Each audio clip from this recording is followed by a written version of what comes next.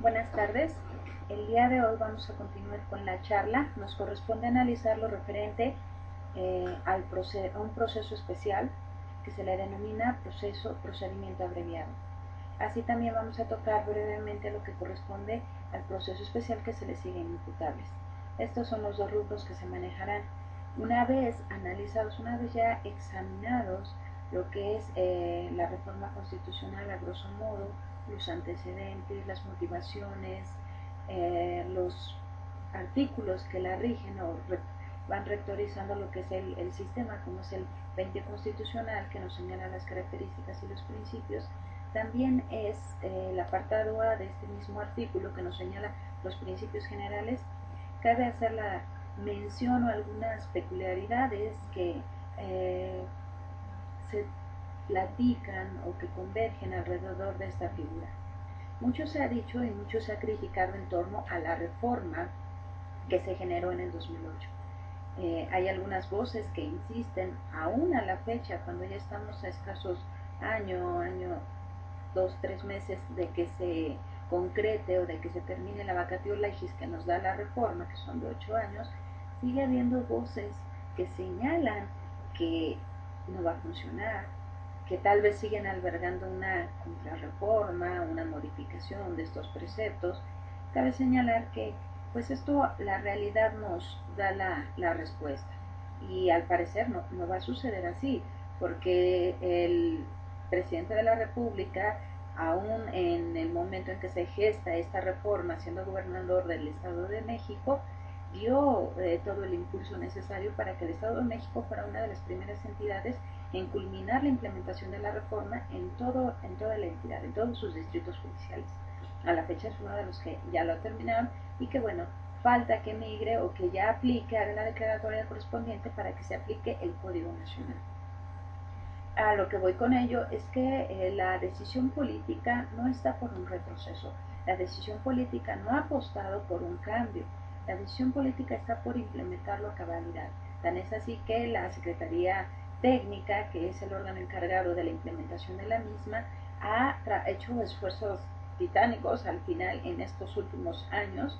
Desgraciadamente se dejaron muchas de las cuestiones para los últimos años, se le dio toda la posibilidad a las entidades federativas que pudieran explorar, que pudieran integrar y estructurar. Sin embargo, muchas de ellas hicieron caso omiso y es la fecha que tenemos varias entidades que ni siquiera han tenido trabajos primarios para la aplicación del sistema. Ni pues mucho menos se encuentran preparados para la implementación del Código Nacional como la regla sustantiva general.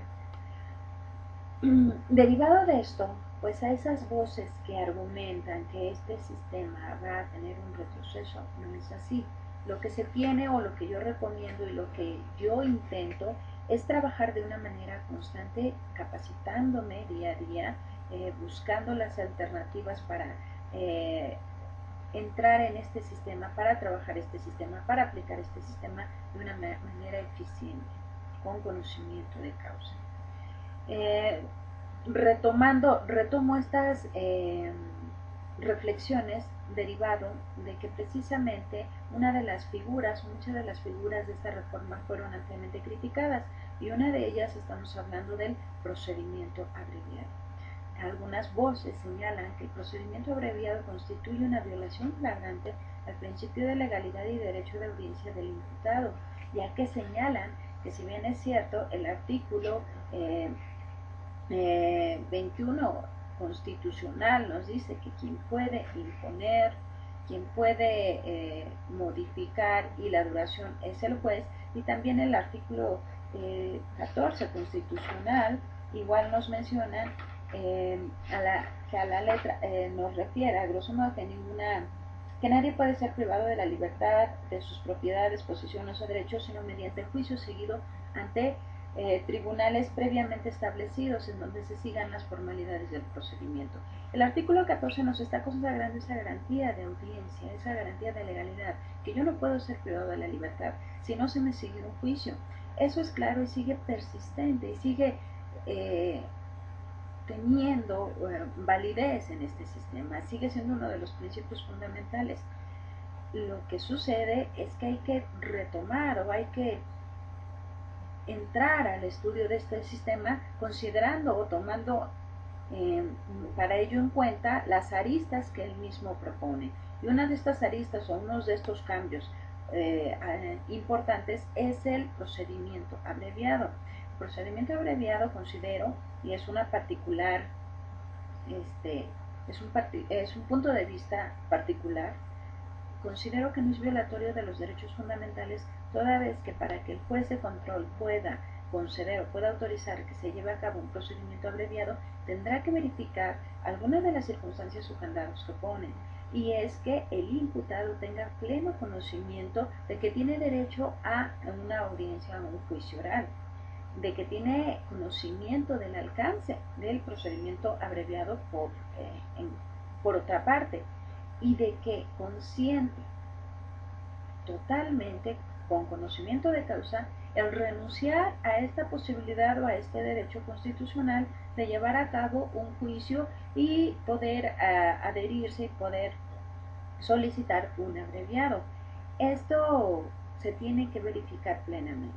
Otra de las circunstancias también es que el justiciable acepta renunciar al juicio oral, que acepta la imposición, la aplicación de un abreviado y que acepta los hechos que se le están imputando. Para ello, en todas estas aceptaciones que muchos consideran que se le está constriñendo, que se le está obligando, que se le está vulnerando, en todo momento el justiciable va a estar asesorado, va a estar en presencia de su defensor. Y para ello estamos hablando que el 20 constitucional ya nos señala en el apartado B correspondiente a los derechos del imputado, o que habla de los derechos del imputado, ya nos está señalando que tiene derecho a una defensa técnica y adecuada. Y defensa técnica y adecuada en el apartado del Código Nacional que se refiere al defensor, nos refiere que ya no se trata de una persona de mi confianza, una persona que a lo mejor no podrá tener una preparación en otra materia, podrá ser una persona muy letrada, sin embargo, en cuestiones de derecho, en cuestiones de principios, de derechos, de defensa de derechos humanos, pues no tiene conocimiento o tiene los conocimientos mínimos. Entonces, esa persona de mi confianza, que si bien es cierto, le deposito mi confianza, pero no tiene esa capacitación técnica, no tiene esa profesionalización en materia de derecho para poder ejercer como un defensor desahogando, desarrollando una defensa técnica y adecuada. Derivado de esto, es importante hacer mención que teniendo estas obligaciones el defensor público, lo que se pretende, lo que busca, precisamente lo que buscó la reforma y ahora está establecido en la Constitución, es vigilar que en todo momento, en todo hecho que a mí se me impute como presumiblemente constitutivo de delito, que se me impute como responsable, yo ciudadano como justiciable, como tenga el derecho y esté garantizado este derecho de contar con una asesoría técnica y adecuada. Para eso, este apartado correspondiente al defensor nos pide una serie de requisitos que ya mencionaba yo en las etapas anteriores, como son el que ya no voy a estar esperando solamente, es decir, debo tener el título de abogado, pero aparte la práctica del mismo proceso, la práctica de este sistema me está obligando, si bien es cierto ahorita a nivel constitucional no me está señalando una especialización en el sistema o que presente unos documentos que me acrediten que soy conocedor del sistema, solamente me menciona que tenga el título de abogado. Lo cierto es que al momento, ¿sí? De manera formal no me lo está solicitando, de manera práctica, de manera legal, sí lo está requiriendo, porque para que yo pueda eh, pra, desempeñar una función, un rol, ser un operador en este sistema, con una calidad, con una profesionalización, con eficiencia, debo de tener conocimiento precisamente del desahogo, del procedimiento, cómo se lleva el sistema. Debo tener conocimiento del contenido de los tratados internacionales, cuáles me están amparando, cuáles amparan esos derechos fundamentales.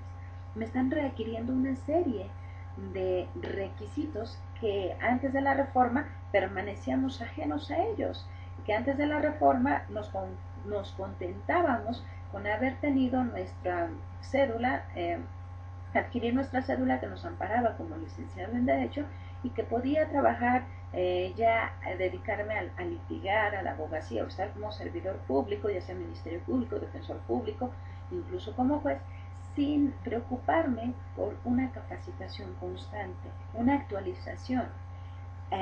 Ahora me sorprende y afortunadamente considero se ha evolucionado en este aspecto que tal vez se siente un poco obligado, pero es muy bueno para todos los profesionistas que desempeñamos el derecho en tener una capacitación, en tener realmente la profesionalización que se requiere, que requiere el desempeño adecuado de nuestro cargo. Yo mencionaba y menciono en muchas de las oportunidades que tengo de compartir con otros compañeros en clases, en charlas, de que es importante realzar la figura que tiene el abogado. ¿Y cómo vamos a realzar la figura y poder adquirir confianza en la ciudadanía?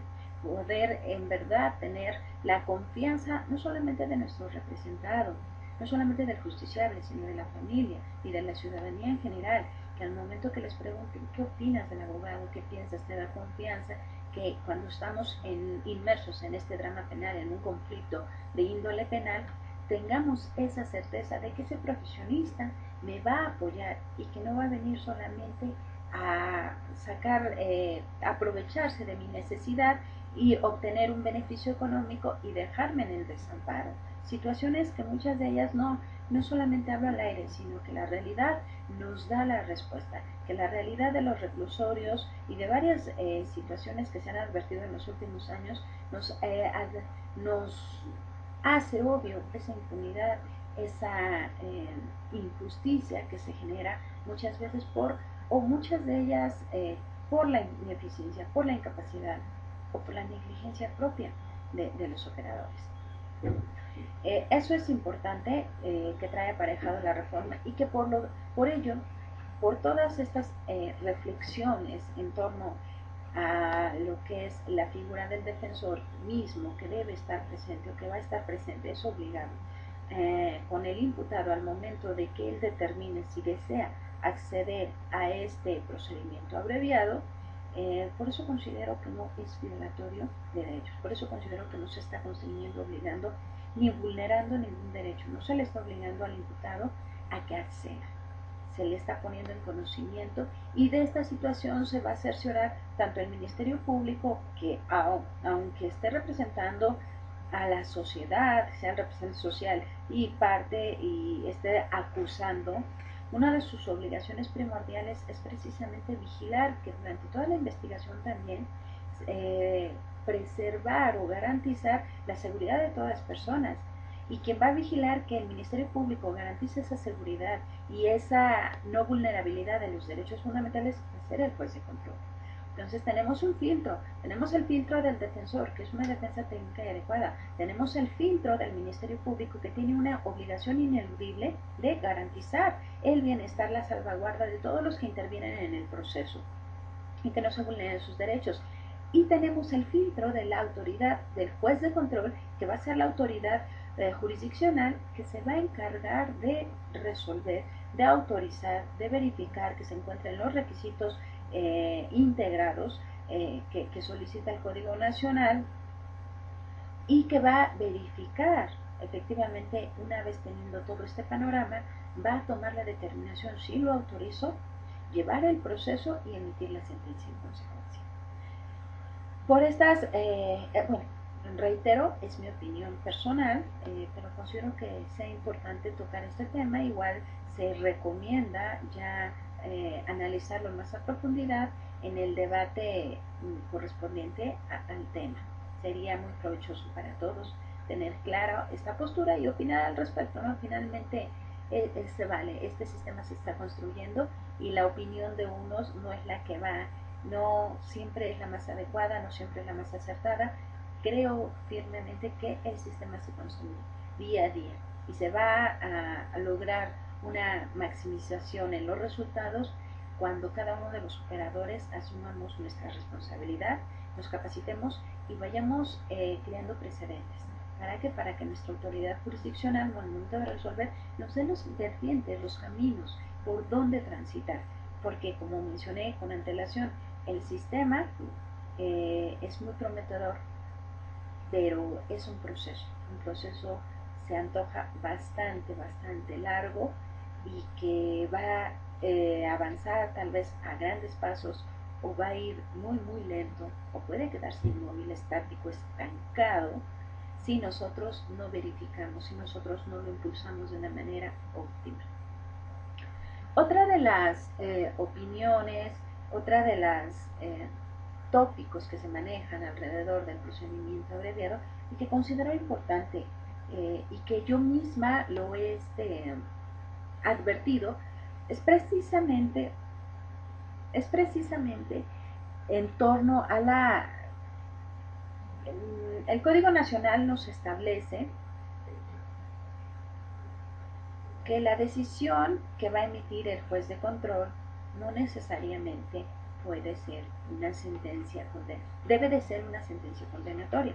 Es decir, nos da la opción que en esta decisión que va a tomar el juez de control, que va a asumir, puede contener una sentencia absolutoria, puede ser una sentencia absolutoria. Aquí me queda un tanto de confusión al analizar ciertos criterios jurisprudenciales. Se advierte, hay algunos que nos refieren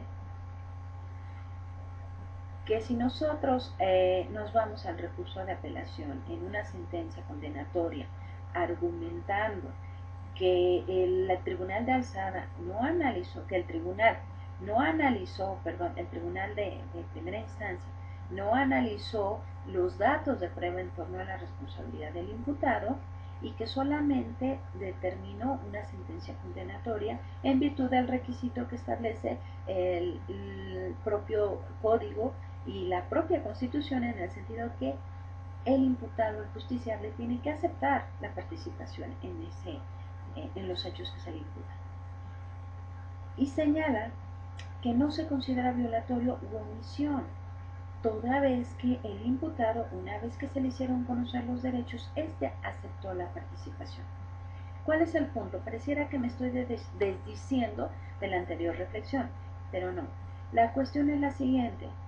Si el propio código establece, y aún los códigos anteriores, y el Código Nacional lo retoma, que no necesariamente va a ser una sentencia condenatoria, que puede ser una sentencia absolutoria.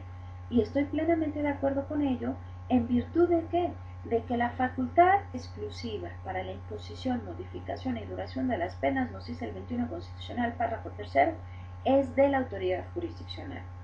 Entonces, él tiene que valorar, él tiene esa obligación y esa facultad de valorar y poder individualizar y fijar.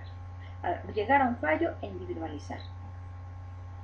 Entonces, si nos están dando la opción, si nos están garantizando la posibilidad de que, y respetando el derecho fundamental de la autoridad, que la autoridad jurisdiccional tiene de valorar los datos de prueba y llegar a una sentencia en un procedimiento ordinario. En el procedimiento abreviado estamos considerando precisamente que es una excepción, es un procedimiento especial, así lo cataloga el Código Nacional, así se le ha señalado, procedimiento especial que implica precisamente reglas especiales, reglas diferentes.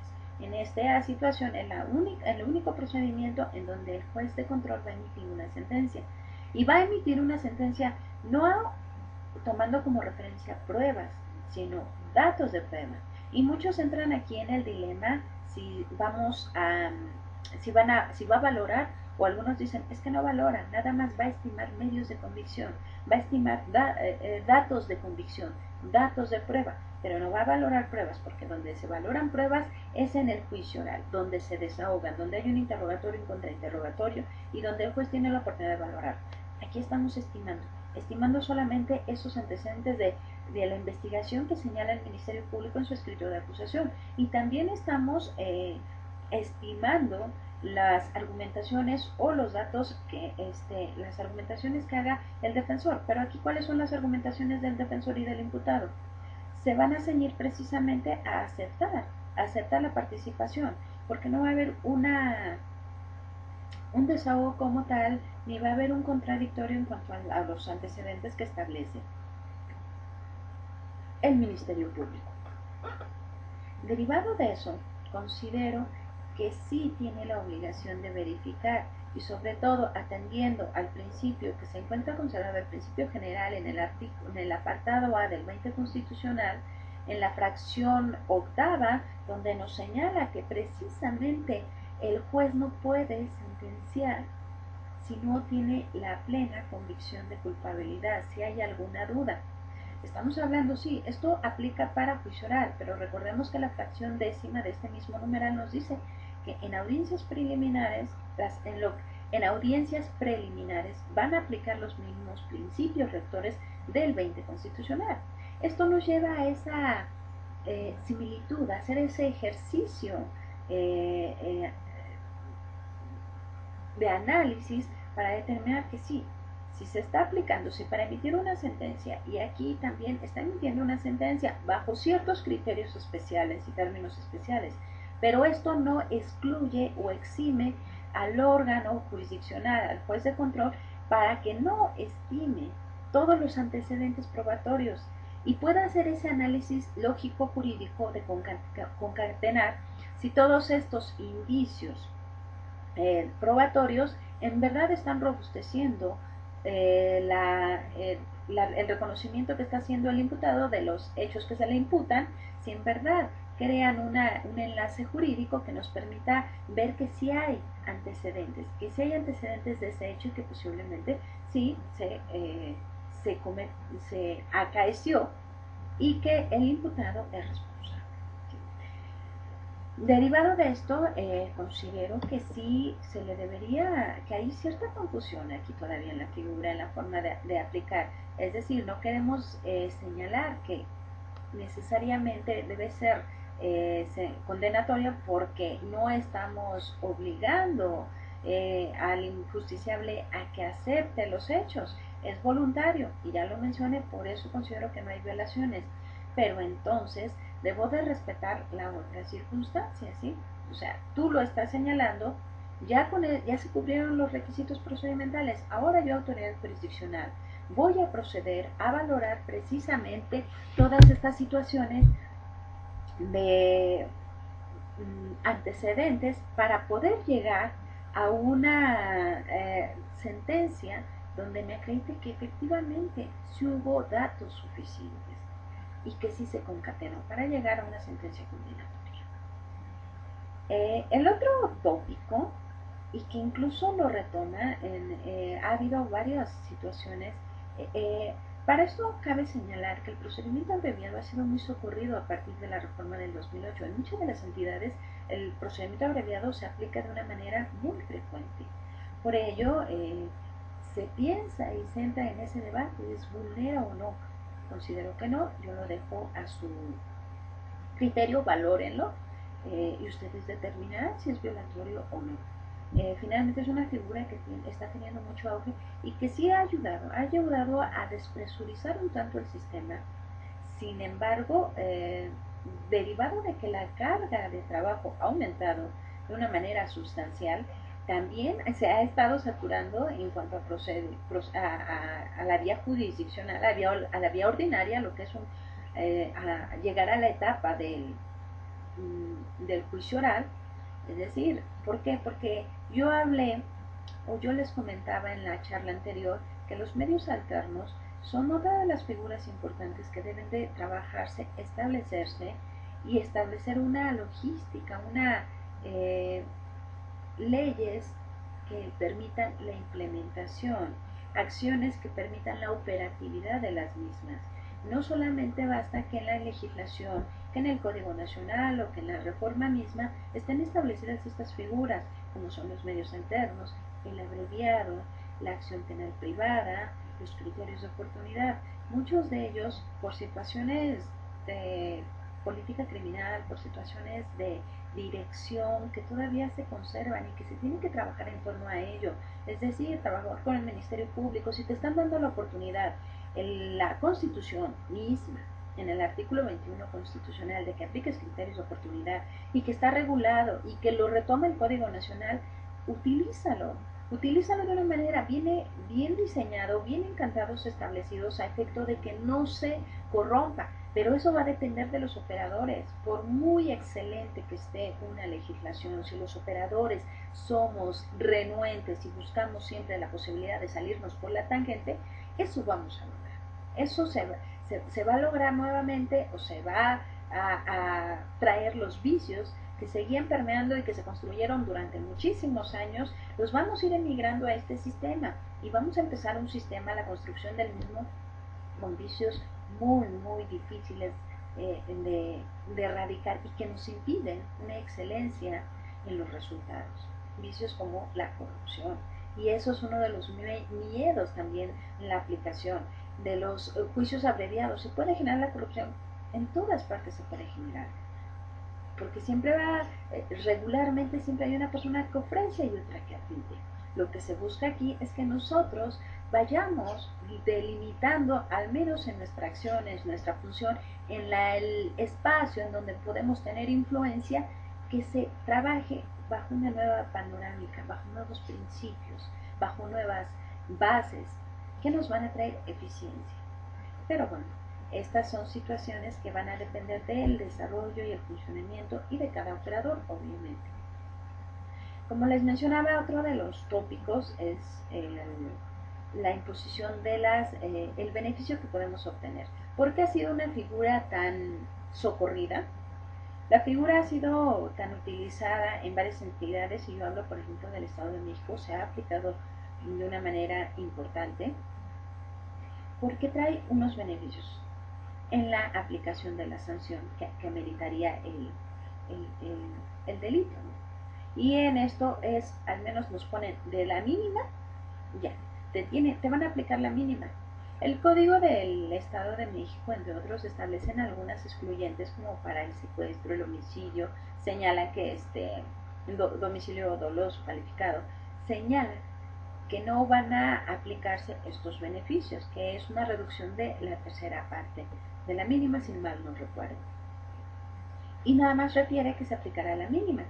Y ahí es cuestión de valorar, para yo tomar la decisión, defensor, porque a lo mejor, y ahorita vamos a platicar de ese previo acuerdo, que también se generan ciertas, ahí escosor, que es que son una justicia acordada, una justicia ya pactada, una justicia, cambian los parámetros. Dejemos esas telarañas del pasado. Si queremos confianza, hay que dar confianza. Hay que dar confianza en las nuevas instituciones, pero hay que saber cómo se aplican para irlas controlando. Claro que nos van a traer beneficios, pero siempre y cuando estén reguladas y nosotros nos acostumbremos, la ciudadanía en general y los operadores, a una cultura de la legalidad. Retomando el tópico que les comentaba, precisamente uno de los tópicos versa en el beneficio. Y aquí es ponerse a pensar, bueno, nos dice, pondrá la mínima. La mínima está considerada como máxima. ¿Sí? Entonces de ahí el juez pudiese imponer tal vez, o pudiera pactar yo, o trabajar yo un justiciable con el Ministerio Público de la mínima el beneficio. El beneficio es máximo que me señala el código. En el Código Nacional está estipulado, y creo que va a tener mayor auge esta figura, porque precisamente el artículo 202 me señala en sus últimos párrafos los supuestos o cómo viene el parámetro, y que adelante lo mencionaremos, y me está hablando de incluso aplicar hasta la mitad de las sanciones en delitos, hasta una mitad de pena mínima en los delitos dolosos y 2/3 de la mínima en el caso de delitos culposos. Estamos hablando de 2/3 de la mínima. Es una disminución importante y creo que va a tener grandes auge o aplicación, pero hay que tener mucho cuidado. Aquí yo considero que efectivamente el Código Nacional vulnera un tanto la libertad que tiene el juez de control y toda autoridad jurisdiccional, y que vuelvo a mencionar, lo reseña el artículo 21 constitucional en su párrafo tercero, de imponer, modificar y determinar la duración de las mismas, es decir, de individualizar la sanción. ¿Sí? Y aquí nos dice en el numeral 206, cuando nos habla de la sentencia, cuando él puede determinar la sentencia, nos habla precisamente que no podrá imponer una de mayor rango a la solicitada por el Ministerio Público y admitida por el imputado, ni diferente a la señalada por el Ministerio Público. Es decir, no puedes ir más allá, pero tampoco más, menos de lo señalado. Creo un tanto razonable derivado de un acuerdo, pero sí es un tanto violatorio en cuanto a la facultad de la autoridad jurisdiccional de poder individualizar la sanción, ya que mi pena mínima en delitos, en un delito y durante un procedimiento ordinario, el beneficio que me manejan aquí es que esa mínima se convierta en máxima. O sea, como máximo tendría que imponer eso. Y de ahí hacia abajo podría imponer.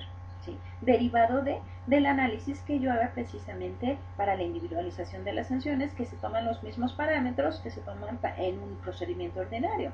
Es decir, el grado de reproche. Dicen, bueno, es que ahorita no se ha desahogado, no estamos analizando hasta ese punto. Entonces también, ¿cómo vamos a individualizar? ¿Cómo la autoridad jurisdiccional podría individualizar si nada más me estás limitando?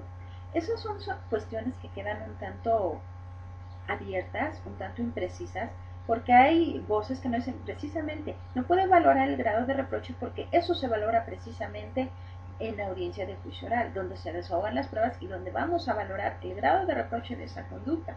¿Sí? Pero estamos en el entendido que cuando el juez de control emite un auto de vinculación, estamos hablando de datos de prueba, estamos hablando que estima datos de prueba, y para eso también estima la probable participación o comisión, y también va a estimar ese apartado.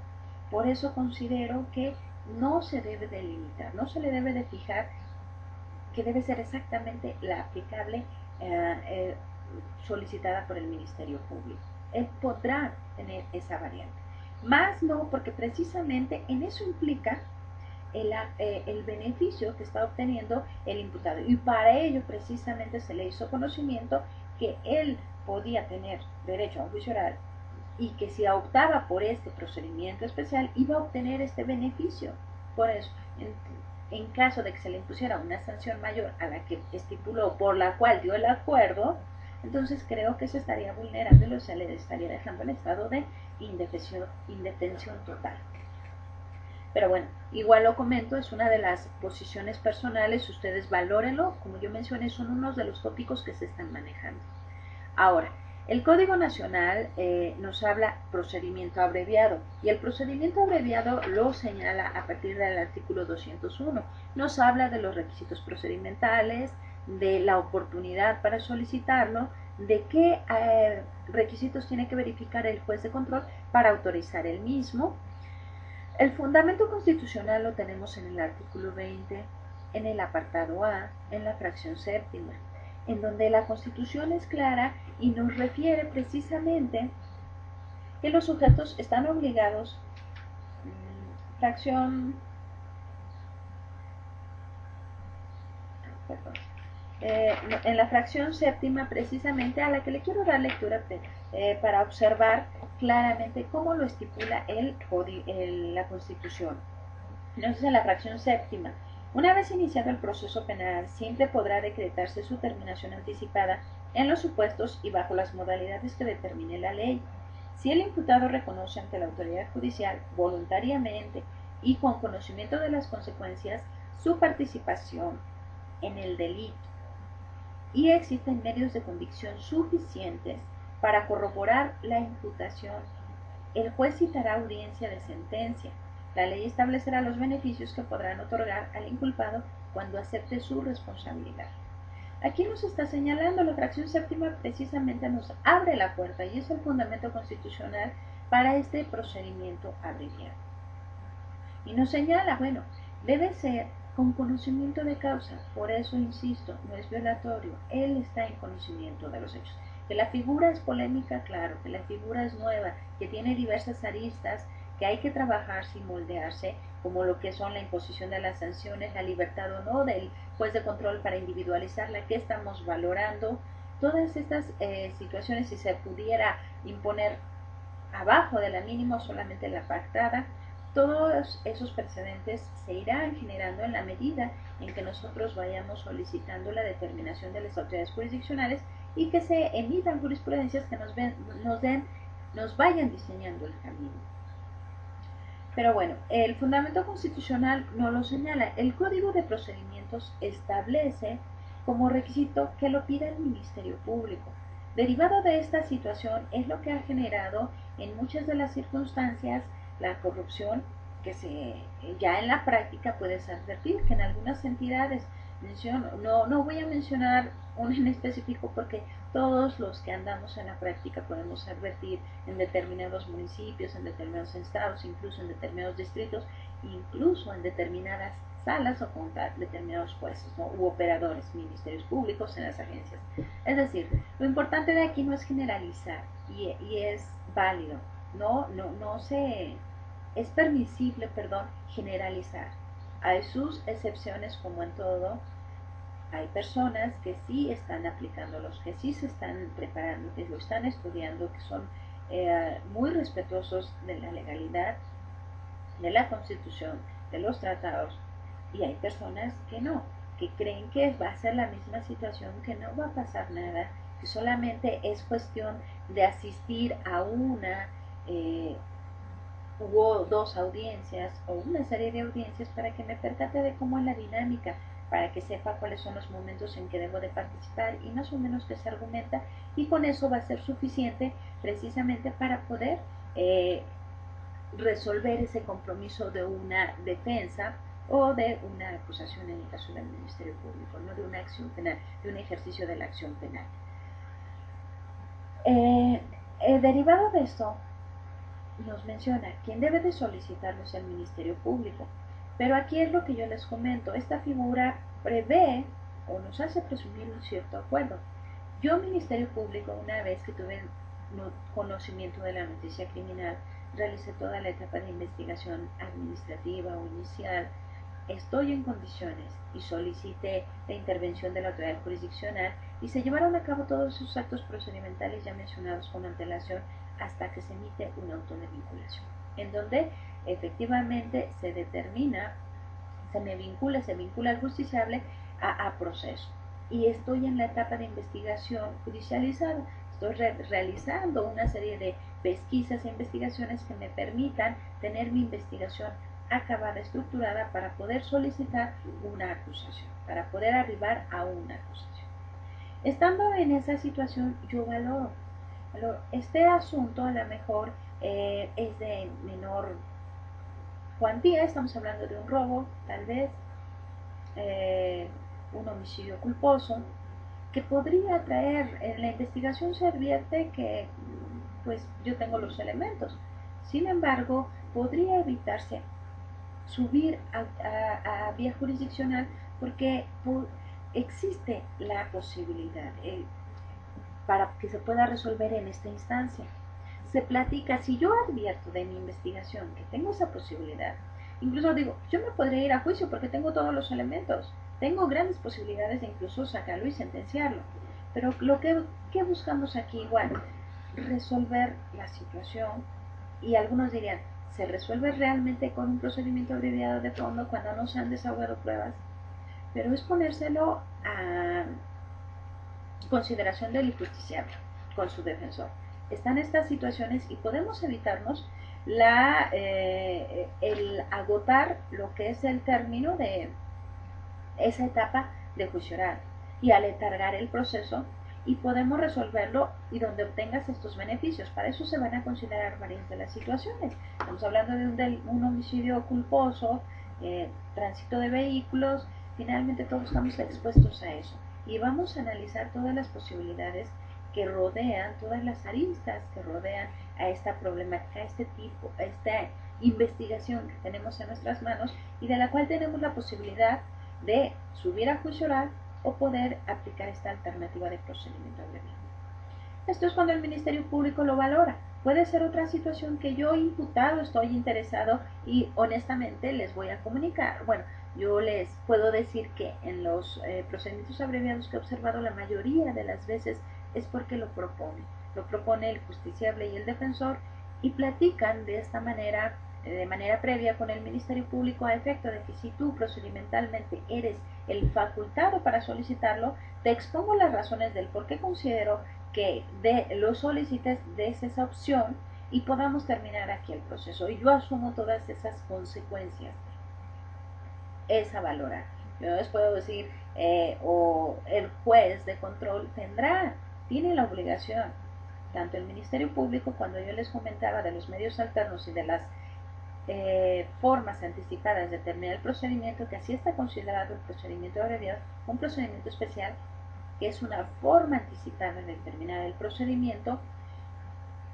Yo tengo la obligación, juez de control, en todo momento de hacerle de conocimiento al justiciable que tienen esas posibilidades, que si ya lo exploraron con el Ministerio Público, con la víctima y ofendido, que si en caso de proceder un acuerdo alterno, lo platicaron y que si es su deseo hacerlo o poder acceder a esta forma anticipada de terminar el proceso. En caso de que no lo hayan hecho, conminarlos a que lo hagan. En caso de que lo estén haciendo, darles el tiempo. Incluso ellos pueden solicitarme, precisamente pueden solicitar al juez de control la suspensión del proceso a efecto de que ellos puedan dialogar, puedan acordar y de ahí deriva ese previo acuerdo imputado con el Ministerio Público de, ok, yo voy a aceptar mi participación en los hechos, pero tú me vas a solicitar como sanción o vas a aplicar como sanción la siguiente. Y va a estar dentro de los rangos permitidos por el Código Nacional, siempre cubriendo los requisitos, pero sí hay un acuerdo previo, sí se requiere ponerse de acuerdo porque, vaya, y esto no es algo no permisible o algo fuera de lo establecido en la propia legislación secundaria o en la Constitución.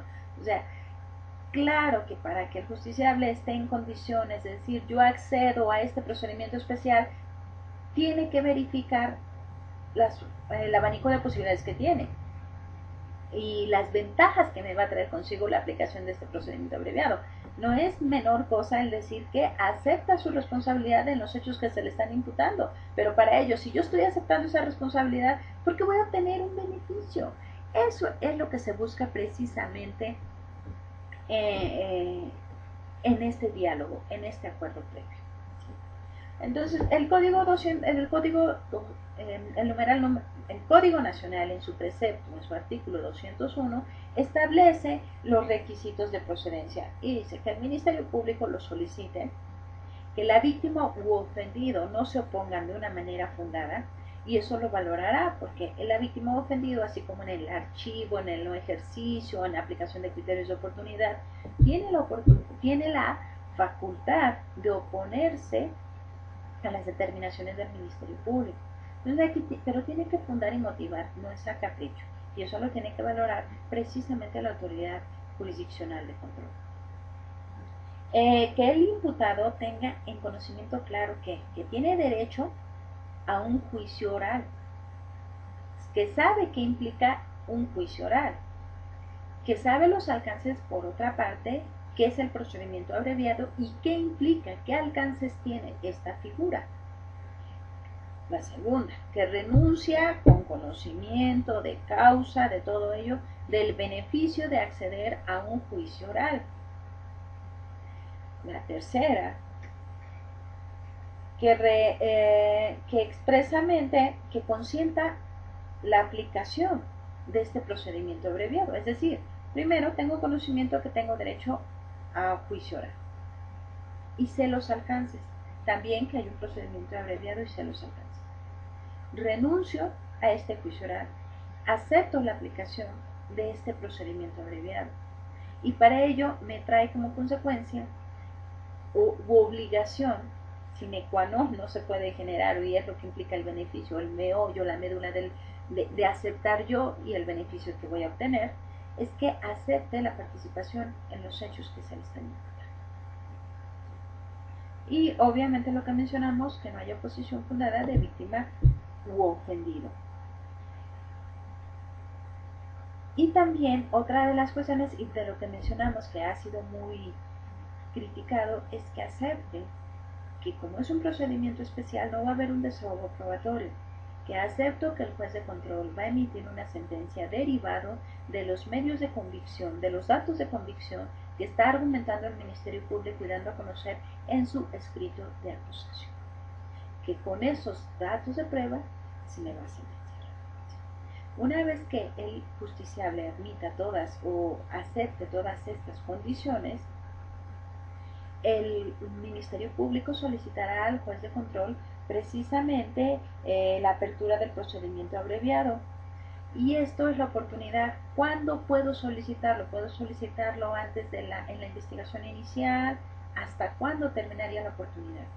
El procedimiento abreviado del Ministerio Público puede solicitarlo o puede ser propuesto, ya sea por el imputado o su defensor, una vez que ha sido vinculado. ¿Sí? Y esto nos trae como requisito que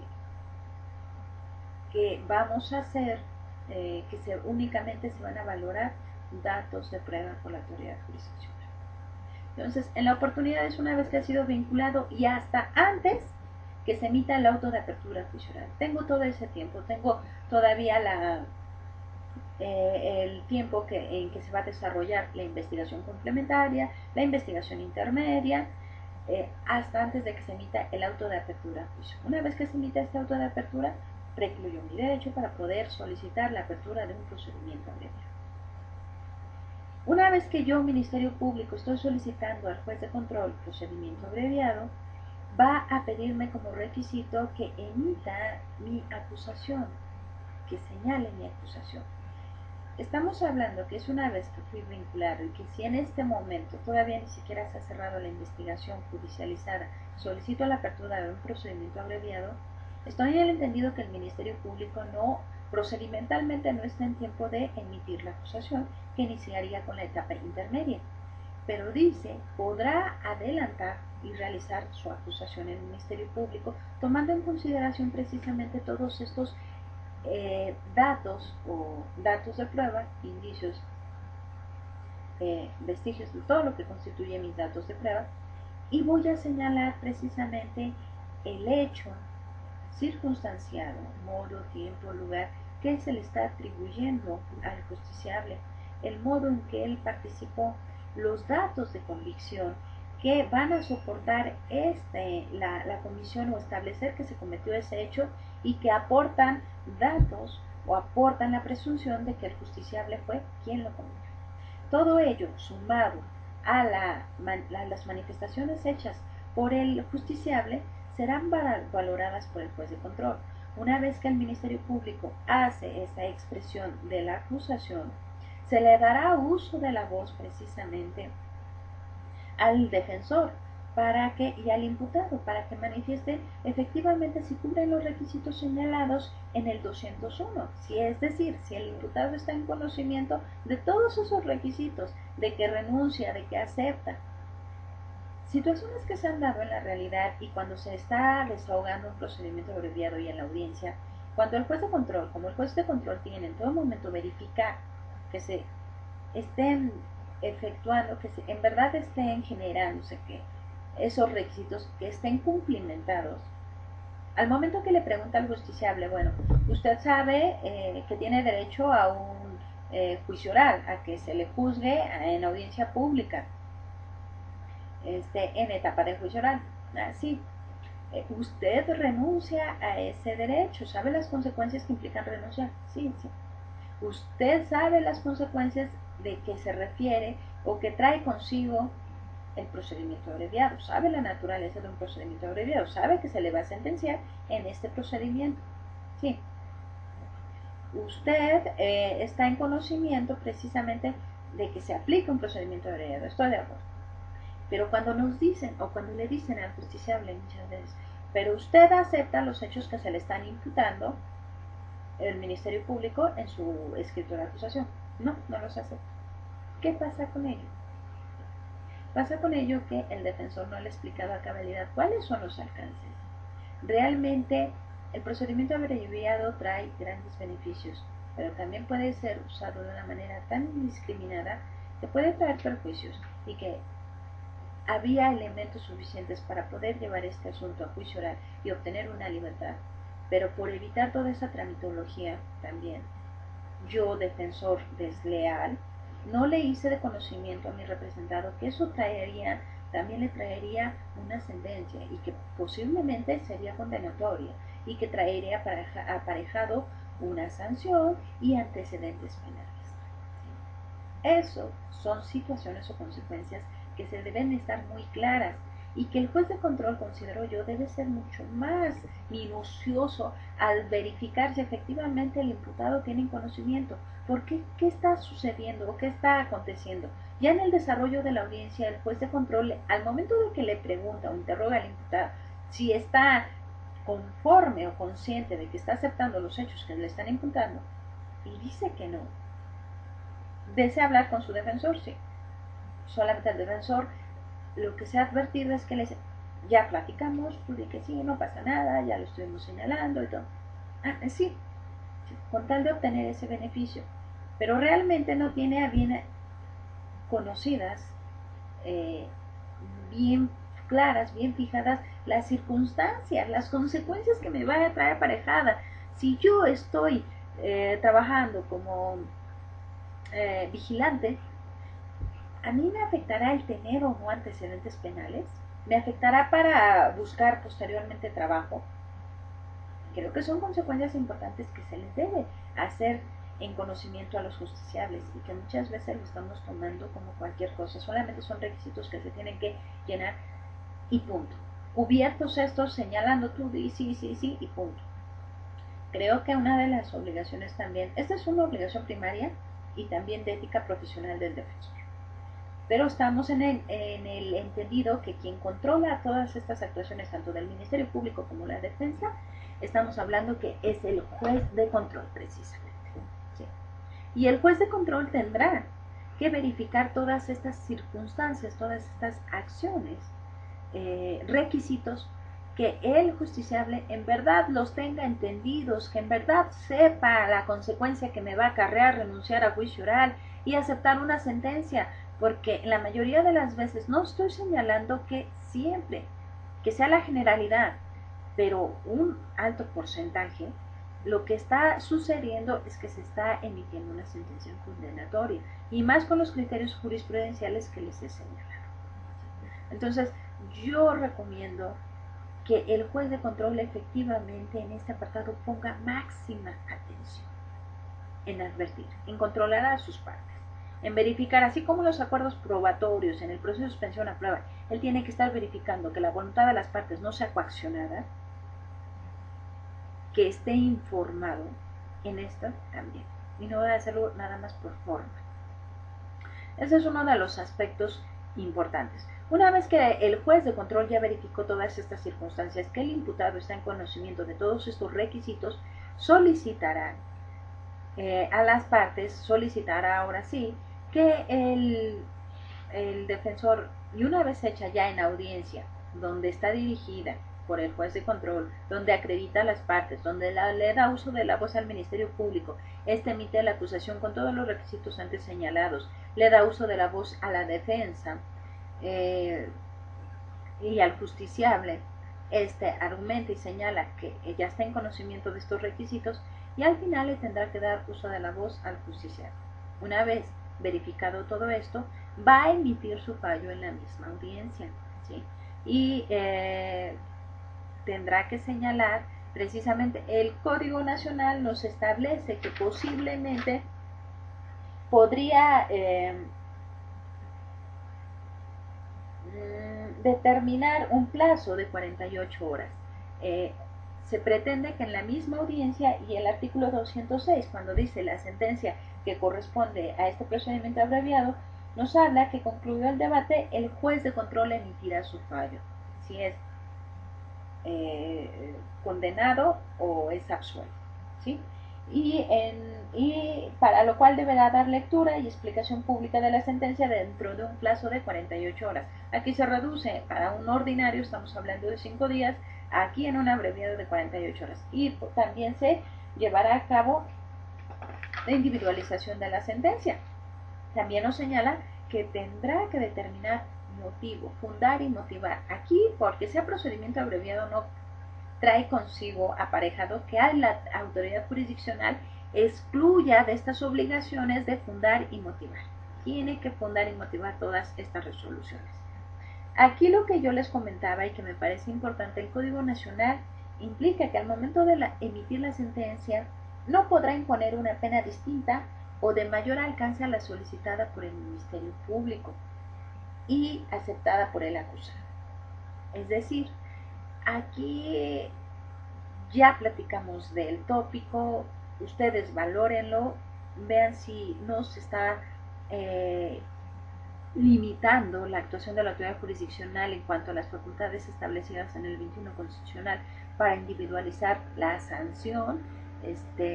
Creo que sí se trastoca ese punto, pero bueno, veremos cómo resuelven o qué parámetros nos dan al respecto, qué luces nos dan las jurisprudencias emitidas en torno a este hecho, una vez que ya tenga una aplicación general del Código Nacional. En algunas entidades ya se está aplicando. No he tenido conocimiento que sea cómo se han pronunciado al respecto de ello, pero no faltará mucho de que se suscite un asunto en particular en donde se tengan que pronunciar al respecto. También nos menciona que el Tribunal de Enjuiciamiento, perdón, el juez de control, no hay Tribunal de Enjuiciamiento aquí, quien va a resolver es juez de control, resolver con los datos de prueba. El juez de control también fijará la reparación del daño. ¿Sí? Derivado de esto, con ello culminamos lo que se habla de procedimiento abreviado y emite una sentencia que va a tener los mismos requisitos, que va a tener los mismos alcances que una sentencia emitida en un ordinario. Esta sentencia es apelable bajo las situaciones señaladas precisamente en los criterios que se están estableciendo, ¿no? Hay que apelarla ante segunda instancia y ya determinaremos y bueno, obviamente vendrán los recursos posteriores. Otro tema y que se tratará muy brevemente es el procedimiento especial para inimputables. En este procedimiento especial, el Código Nacional en su artículo 404 nos señala este procedimiento especial, lo contempla. Perdón, 414, el procedimiento especial para inimputables. Menciona que si en el desarrollo de la investigación, este numeral 414, el Ministerio Público, alguna de las partes, se percata que el imputado pudiera tener algún trastorno mental, ya sea permanente o transitorio, tendrá que solicitar al juez de control que verifique esa situación y solicitará a través de peritajes, se pueden ofertar peritos para que determinen si existe el trastorno, si es permanente o transitorio y si es inimputable al justiciable. Una vez que sea, el juez realizará las adecuaciones necesarias al procedimiento. Aquí es muy genérico porque no nos habla ni entra más allá de qué adecuaciones se necesita. Si nos tenemos que ir al caso concreto, si va a ser al arbitrio de cada autoridad jurisdiccional, para determinar, no nos da un lineamiento, qué adecuaciones serían necesarias para poder llevar a cabo un procedimiento de inimputables, porque dice, el procedimiento continuará y se llevará con las adecuaciones pertinentes o establecidas por la autoridad jurisdiccional. A mi parecer considero que si es inimputable, obviamente viendo una vez con el peritaje establecido el grado de inimputabilidad y el tipo de inimputabilidad, si es una inimputabilidad total y permanente, considero un tanto complicado sujetarlo a un proceso. Menciona que, no obstante ello, el Código Nacional establece que se verificarán las circunstancias, se tomarán las previsiones respectivas, se harán las adecuaciones en el procedimiento, que es lo que lo va a diferenciar de un procedimiento ordinario, y estas son a criterio de la autoridad jurisdiccional y se continuará con el desahogo del procedimiento en todas las etapas. Al final se emitirá una resolución, una sentencia, y se aplicarán lo que son las medidas de seguridad. Lo que a grosso modo nos señala, las medidas de seguridad no podrán tener una duración mayor de las sanciones que correspondieran al delito. Entonces, el trámite es en sí, el artículo 419 señala que comprobada la responsabilidad, establecido el hecho, comprobada la responsabilidad del imputable, se le aplicará una medida de seguridad misma que no podrá ser superior a la sanción que le correspondiera en un delito ordinario. A mí lo que me preocupa aquí, el procedimiento es muy genérico, es cierto. Creo que la legislación secundaria es la que nos debe de ir detallando, así como nos detalla el procedimiento ordinario de la etapa de investigación, de las técnicas de investigación, medidas de seguridad, providencias precautorias, medidas cautelares, todo lo que tiene que hacer el Ministerio Público en la etapa de investigación inicial, las posibilidades que tenemos en la etapa de investigación complementaria, todos los actos procedimentales, y nos está llevando casi de la mano cómo debes llevarlo, incluso para la emisión de la sentencia. Me causa peculiaridad que el Código Nacional nos habla de cómo en una sentencia condenatorio, qué parámetros debería considerar o debe de tomar él o considerar el Tribunal de Enjuiciamiento para determinar la sanción, y nos habla ahí de las posibilidades de se mete un tanto con teoría del delito y nos habla de esas figuras, de la conducta, de la atipicidad, de causas de exclusión del delito, de causas de justificación, y hace una casi definición. ¿Sí? Entonces es muy detallado, es muy quisquilloso, muy minucioso al determinarme un procedimiento ordinario. En cuanto al procedimiento especial, en verdad a mí me sorprende lo laxo y lo breve y lo genérico que se establece. Y eso pues finalmente, si ya el hecho de que el justiciable esté en una situación de inimputabilidad lo coloca en cierta circunstancia especial, en donde se tiene que verificar perfectamente que no les sean vulneradas o violentadas derechos fundamentales, máxime creo que tendríamos que detallarle en cuanto a que se determina que sí se le va a procesar y que se le va a aplicar una sanción. Entonces creo que debería ser mucho más detallado. En fin, así está establecido, tendremos que la práctica, precisamente el día a día, nos va a aportar información. Por mi parte es todo. Muchísimas gracias por su atención en esta serie de charlas que hemos tenido. Espero que la información sea de utilidad. Muchas de las información vertida en la presente ha sido obtenida a través de la experiencia en procedimientos ya del sistema, que he tenido la oportunidad de estar en audiencias, que he tenido la oportunidad de colaborar y asistir en otras que solamente como público en general, pero que créanme, me han dado una enseñanza muy valiosa. Entonces, de esta combinación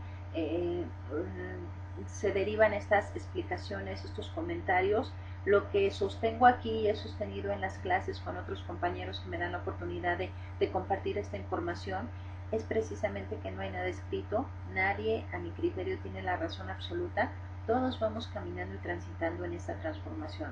De que lo hagamos de una manera exitosa va a depender de cada uno de nosotros, la responsabilidad que asumamos. Este sistema es de operadores, este sistema es de retos, este sistema nos habla de profesionalización. Derivado de eso, considero importante que cada uno de nosotros asumamos esa responsabilidad en el ámbito en que nos encontremos y hagamos un papel honroso para nosotros mismos, responsable para las personas, si estamos como defensores en esa tesitura para el justiciable y la familia misma, honroso como servidor público, ministerio público. No olvidemos que somos un representante de la sociedad y que debemos trabajar en aras a eso, y que nuestras funciones la rigen principios de honradez, principios de profesionalismo, de honestidad, de lealtad, de equidad. Todas estas circunstancias para el juez de control, que es el tema de estas charlas, precisamente es un reto fundamental. Yo les inicié señalando que es uno de los operadores que tienen, pues no es cosa menor la de determinar, ya sea juez de control, vigilar que no se violenten las garantías de las personas que intervienen en este drama penal, y de tribunal de enjuiciamiento de emitir una sentencia. Y como en el caso que acabamos de señalar del procedimiento abreviado, pues de emitir una sentencia. Entonces también requieren de nosotros capacitación, requieren de nosotros compromiso con este nuevo sistema y con la labor que estamos desempeñando, la confianza que están depositando en nosotros.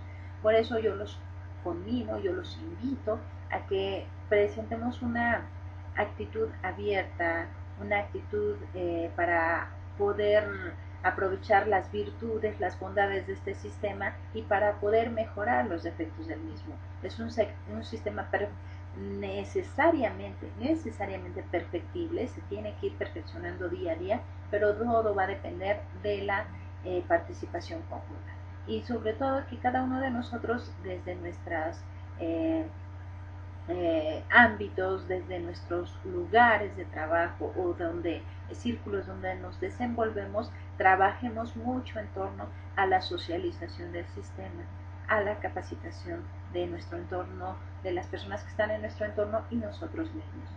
Pues muchas gracias, quedo a sus órdenes, y pues nos estaremos eh, charlando referente a otros tópicos o del sistema más adelante. Gracias y que tengan buena tarde.